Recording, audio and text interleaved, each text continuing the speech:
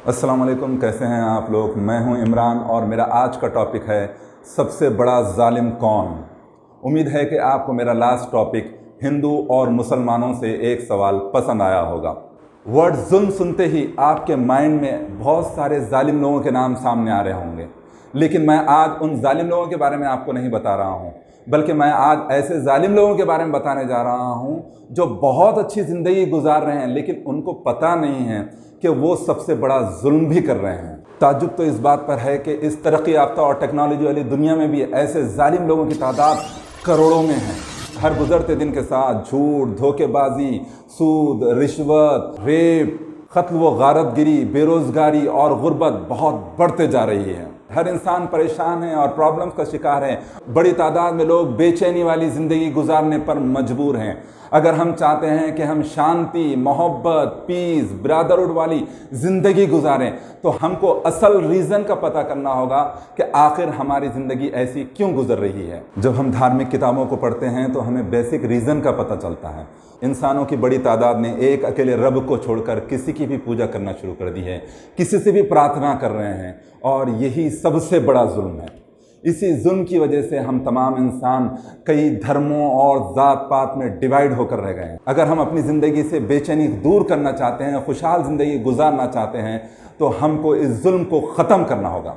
आइए धार्मिक किताबों से पता करते हैं कि हम खुद को इस जुल्म से कैसे बचा सकते हैं। कुरान सूरह लुक़मान सूरह नंबर 31 वर्स नंबर 13 में है कि बेशक, नो डाउट, शिर्क बहुत बड़ा जुल्म है। शिर्क मतलब अल्लाह के साथ किसी को पार्टनर बनाना, अल्लाह के साथ किसी को भी मिला देना। शिर्क मतलब अल्लाह के साथ किसी को एसोसिएट बना देना, जबकि अल्लाह एक अकेला है, उसके साथ कोई नहीं है।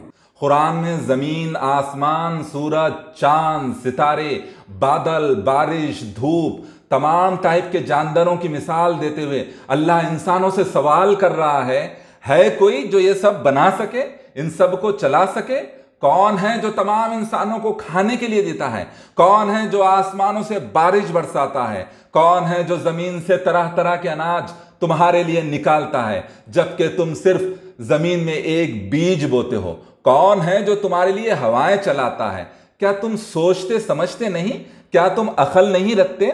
जरा सोचिए तो सही सांस लेने में मुश्किल हो तो ऑक्सीजन की कीमत लाखों रुपए ली जाती है, जबकि अल्लाह ये नहीं दिखाई देने वाली हवा और ऑक्सीजन हमें बिल्कुल फ्री प्रोवाइड कर रहा है। जरा सोचिए कि पानी मिलना मुश्किल हो जाए, सूरज निकलना बंद हो जाए, चांद की रोशनी हम तक ना पहुंचे, आसमानों से बारिश ना हो, तो क्या हम जिंदा रहेंगे?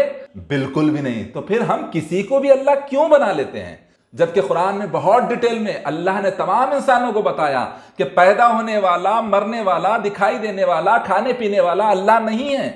ना वो किसी की औलाद है और ना ही उसकी कोई औलाद है। जो भी इंसान किसी को भी अल्लाह कहेगा वो जालिम है और कोई भी उसकी हेल्प नहीं कर सकता। ऐसे जालिमों के सब अच्छे काम अल्लाह के पास एक्सेप्टेबल नहीं है, और मौत के बाद हमेशा के लिए जालिम लोग नरक में रहेंगे। एक अकेले अल्लाह के बारे में ये बातें सिर्फ कुरान में नहीं है, बल्कि गीता, वेदास, उपनिषद, बाइबल में भी आपको ऐसी बातें पढ़ने को मिलेगी। ऋग्वेदा में है कि सिर्फ उसी एक की इबादत करना है जिसके बराबर कोई नहीं है। सिर्फ उसी एक की इबादत कीजिए, तब आपको कोई गम नहीं होगा।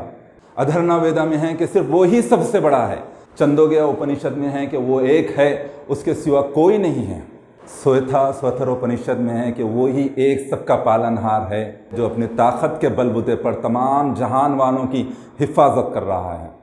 बाइबल में है कि मेरी तरफ लौट आओ और मेरी पनाह हासिल करो। दुनिया भर के अफराद सुन लो, मैं ही वाहिद खुदा हूँ, मैं ही अकेला अल्लाह हूँ। बाइबल में ये भी लिखा हुआ है कि किसी को भी ज़मीन पर खुदा कहकर ना पुकारो, क्योंकि खुदा एक ही है जो आसमानों में है।